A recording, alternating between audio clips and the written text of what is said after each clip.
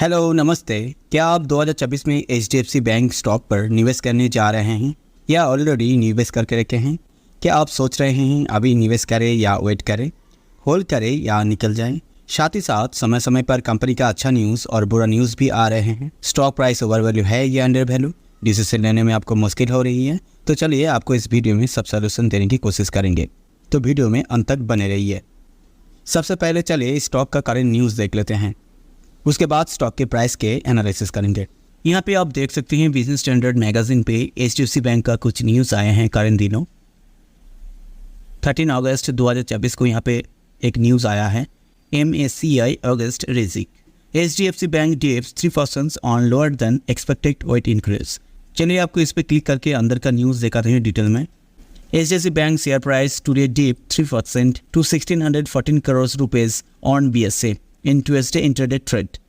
The fall came on a lower than expected increase in weight in MSCI index. तो MSCI index में जो expected increase था wait का, उससे कम हुए हैं, तो ये खराब है एक कंपनी के लिए। यहाँ पे आप दूसरा न्यूज़ को देख लीजिए। 9 अगस्त 2024 को पब्लिश किए गए हैं बिजनेस स्टैंडर्ड मैगजीन में। HDFC bank top executives highest paid bankers in financial year 2004। यहाँ पर आप अच्छा न्यूज़ देख सकते हैं। HDFC बैंक एक सबसे हाईएस्ट पेड बैंकर्स है 2024 का। तो अच्छा न्यूज़ बुरा न्यूज़ यहाँ पे आ रहे हैं, तो इसका स्टॉक प्राइस पे क्या असर होगा? तो चलिए चार्ट पर आपको इस स्टॉक का प्राइस एनालिसिस करके दिखाते हैं। इसका प्राइस ऊपर जाएगा या नीचे आएगा, ये जो न्यूज़ है अच्छा न्यूज़ है बुरा न्यूज़ है, वो क्या असर ला सकता है नियर फ्यूचर। तो चलिए इसके लिए आपको चार्ट पर ले जाते हैं। तो यहाँ पर HDFC का मंथली चार्ट पर आप देख सकते हैं 2014 में इसका प्राइस था 300 रुपये के करीब, लेकिन 2020 में इसका प्राइस चला गया था 6 साल में 1300 रुपये के आसपास। लगभग 4 गुना प्रॉफिट 6 साल में अपने निवेशकों को दिए हैं। यहाँ पर आप देख सकते हैं अच्छा खासा प्रॉफिट बुकिंग हुए हैं। यहाँ पे करेक्शन आया है, लगभग 50% करेक्शन यहाँ पे आया है 2020 में। 2020 से फिर से एक रैली लगाया ऊपर की तरफ, तो लाइफ टाइम हाई बनाया 1700 रुपये के आसपास। ठीक है, करंट दिनों ये ट्रेड कर रहा है, आप देख सकते हैं 1600 रुपये के आसपास। तो नियर फ्यूचर इसका प्राइस कहाँ पर जा सकता है, चलिए आपको दिखाते हैं कहाँ पर इसका सपोर्ट लेवल है, कहाँ पे वो सपोर्ट ले सकता है, कहाँ पे इसका रेजिस्टेंस है। चलिए आपको दिखाते हैं। इसके लिए इस चार्ट को वीकली कर लेंगे, प्राइस एनालिसिस करने में आसानी होगी।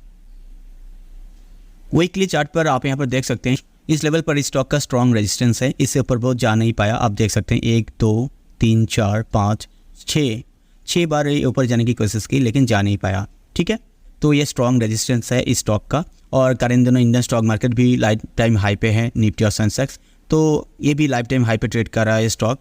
इस रेजिस्टेंस को वो तोड़ नहीं पाएगा, इससे ऊपर जा नहीं पाएगा। इस रेजिस्टेंस के नीचे वो कंसोलिडेट कर सकता है, लेकिन इससे ऊपर नहीं जा पाएगा। और इसका जो फर्स्ट सपोर्ट है वो है यहाँ पर, आपको जूम करके दिखाते हैं 1600 रुपये के आसपास इसका फर्स्ट सपोर्ट है।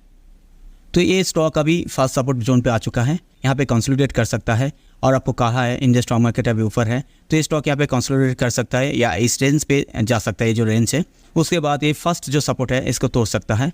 और दूसरा जो सपोर्ट है, चलिए आपको दिखाते हैं, वो है यहाँ पर 1450 रुपये के आसपास। ये दूसरा स्ट्रॉन्ग सपोर्ट है। तो पहला सपोर्ट को तोड़ने के बाद ये दूसरा सपोर्ट पे वो आ सकता है। और अगर ये दूसरा सपोर्ट को भी तोड़ते हैं, क्योंकि इंडियन स्टॉक मार्केट अभी लाइफ टाइम हाई पे है, वो करेक्शन लेगा, तो अगर ये सेकंड सपोर्ट को तोड़ता है तो ये थर्ड जो सपोर्ट है आपको दिखाते हैं यहाँ पर, यहाँ तक आ सकता है, वो है यहाँ पर। इसका जो थर्ड सपोर्ट है वो है 1300 रुपये के आसपास। ये थर्ड सपोर्ट है, स्ट्रॉन्ग सपोर्ट है। आप देख सकते हैं यहाँ पर इस सपोर्ट लेवल 2020 में रेजिस्टेंस के तौर पर काम किए हैं, जा नहीं पाए। आप देख सकते हैं 2020 सितंबर महीने में तोड़ के ऊपर गया, फिर से आप देख सकते हैं 2022 मई महीने में वो नीचे आया था, एक बार आया था, 2 बार आया था, उससे नीचे नहीं आ पाया, सपोर्ट के तौर पर काम कर रहा था, फिर से ऊपर चला गया। ठीक है, तो ये जो थर्ड सपोर्ट है बहुत स्ट्रॉन्ग है। इस थर्ड स्ट्रॉन्ग सपोर्ट को वो तोड़ नहीं पाएगा। तो आपको दिखाते हैं इंडियन स्टॉक मार्केट जब करेक्शन लेगा तो ये स्टॉक कहाँ तक करेक्शन ले सकता है। आपको फिबोनाची रिट्रेसमेंट के जरिए दिखाते हैं, आपको समझने में और भी आसानी होगी कहाँ तक एक स्टॉक रिट्रेसमेंट ले सकता है। तो मंथली चार्ट पर इस लो से 2020 का इस लो से अगर इस हाई तक, लाइफ टाइम हाई तक फिबोनाची रिट्रेसमेंट को सिलेक्ट करें, तो आप देख सकते हैं ये स्टॉक 50% करेक्शन जरूर लेगा। आप देख सकते हैं यहाँ पर ऑलरेडी 50% करेक्शन एक बार लिए थे, उसके बाद फिर से हाई लेवल तक गया, फिर से दोबारा से 38% करेक्शन तक आके रुक के फिर से बाउंस करके लाइफ टाइम हाई तक गया। तो ये स्टॉक जो है 50% करेक्शन जरूर लेगा। आपको दिखाया है वीकली चार्ट पर 50% तक इसका स्ट्रॉन्ग थर्ड सपोर्ट लाइन है, तो यहाँ तक जरूर आएगा। तो आप अगर लॉन्ग टर्म में निवेश करना चाहते हैं तो 50% करेक्शन तक आप वेट कीजिए, और वो होता है 1260 रुपये के करीब। ठीक है, यहाँ तक आपको वेट करनी चाहिए। और भी अच्छा होगा आप अगर 61% करेक्शन तक वेट करते हैं तो वो होता है इस लेवल पर, वो होता है 1150 रुपीज़ के करीब करीब। यहाँ तक आप वेट करेंगे तो आपका वैल्यू बाय होगा, क्योंकि इंडिया स्टॉक मार्केट अभी लाइफ टाइम हाई पे है, वो करेक्शन लेगा तो ये भी करेक्शन लेगा। आपको और एक इंपॉर्टेंट चीज़ दिखाते हैं क्यों ये करेक्शन लेगा, वो है प्रोमोटर होल्डिंग्स। तो प्रोमोटर होल्डिंग्स को आपको एक बार दिखाते हैं, क्योंकि प्रोमोटर लोग की कंपनी का फाउंडर्स होते हैं, वो कंपनी को शुरू करते हैं। अच्छा बुरा न्यूज़ उन लोगों को पहले से पता होते हैं, उन लोगों की एक्टिविटी देखना बहुत ज़रूरी होता है। चलिए देख लेते हैं। यहाँ पर Skinner.in साइट पर आने के बाद जब स्क्रॉल करके नीचे आएंगे तो आपको दिखाई देगा शेयर होल्डिंग पैटर्न। यहाँ पर आप देख सकते हैं, ये बात को गौर कीजिएगा, ये जो HDFC बैंक है इसका प्रोमोटर अभी 0 है। यहाँ पर प्रोमोटर लोग अपने स्टॉक नहीं रखे हैं, ये बहुत ही खराब माने जाते हैं कंपनी का फ्यूचर के लिए। यहाँ पे आप देख सकते हैं जून 2023 में प्रोमोटर होल्डिंग से 25.52, ठीक है, लेकिन उसके बाद सारे जो होल्डिंग से प्रोमोटर का बहुत सारे लोग यहाँ पे सेल कर दिए हैं। क्या होने वाला है आगे जाकर आपको दिखाते हैं। आपको शेयर होल्डिंग पैटर्न को याली करके दिखाते हैं, आपको और भी समझने में आसानी होगी। आप देख सकते हैं 2017 में इसका प्रोमोटर होल्डिंग था 26%, उसके बाद 2018 में देखिए वहाँ पे घटा दिए हैं, 25.6% हो चुका है। मार्च 2019 में इंक्रीज़ किए थे, 2020 में घटाया है, आप देख सकते हैं। मार्च 2021 में घटा दिए हैं, मार्च 2022 में घटा दिए हैं, उससे भी मार्च 2023 में भी घटा दिए हैं। 2024 में प्रोमोटर लोगों ने अपने होल्डिंग्स को पूरा ही सेल कर दिए हैं, निकल गए हैं स्टॉक से। जो कंपनी में अपना प्रोमोटर ही निकल जाते हैं तो उसका फ्यूचर क्या हो सकता है, नियर फ्यूचर जरूर इस कंपनी के साथ कोई बुरा होने वाला है नियर फ्यूचर, इसलिए वो लोग निकल गए हैं। यहाँ पर आप FI होल्डिंग्स भी देख सकते हैं, 47.17 है, जो मार्च 2024 से घट गए हैं, ठीक है। FI लोगों ने भी करंट सालों में अपना होल्डिंग्स को घटा रहे हैं, तो यहाँ पर दिक्कत वाली बात है। कुछ तो यहाँ पर प्रॉफिट बुकिंग हो रहे हैं, शायद ही FI लोगों ने प्रॉफिट बुकिंग कर रहा है, तो यहाँ पर आपको सतर्क करने की ज़रूरत है। अगर 2024 में निवेश करने आप जा रहे हैं तो, या होल्ड आप करके रखे हैं तो आपको थोड़ा चिंता करने की बात है, टेंशन वाली बात है यहाँ पर। तो क्या दिक्कत हो गई जो प्रोमोटर लोगों ने सारे स्टॉक को सेल कर दिए हैं, तो चलिए थोड़ा इसका फंडामेंटल को देख लेते हैं। यहाँ पर आप देख सकते हैं जो दिक्कत यहाँ पे दिखाई दे रहे हैं मुझे पहले नज़र में, आप देख सकते हैं इसका जो मार्केट कैपिटलाइजेशन इस बैंक का 12,24,684 करोड़ रुपीस है। इसका मार्केट कैपिटलाइजेशन बहुत बड़ा कंपनी है ये। लेकिन यहाँ पर आप गौर कीजिए, इसका जो कंटिजेंट लायबिलिटी है 24,09,821 करोड़।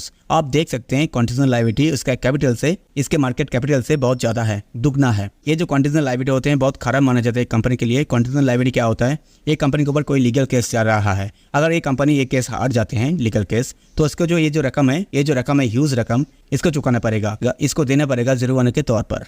तो मुझे लग रहा है ये दिक्कत है, इसके ऊपर बहुत सारे लीगल केस चल रहा है। हर कंपनी पे कुछ ना कुछ लीगल केस रहता है, लेकिन इतना ज़्यादा रकम जुर्माना अगर चुकाना पड़ता है तो टेंशन वाली बात होती है। किसी कंपनी के लिए इतना ज़्यादा कंटिजेंट लायबिलिटी होनी नहीं चाहिए, ठीक है। ये हो सकता है इसका प्रॉब्लम्स, बहुत एलिगेशंस है इस कंपनी के ऊपर।